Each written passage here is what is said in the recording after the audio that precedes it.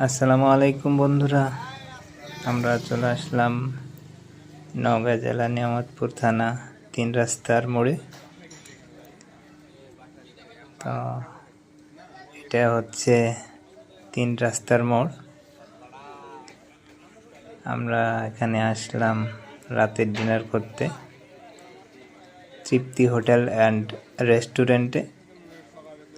এই যে আমাদের দেখতে পেয়ে হাতে ইশারা করতেছে, তো আমরা কিছুক্ষণের মধ্যে ভিতরে প্রবেশ করব, আপনারা সঙ্গে থাকবেন।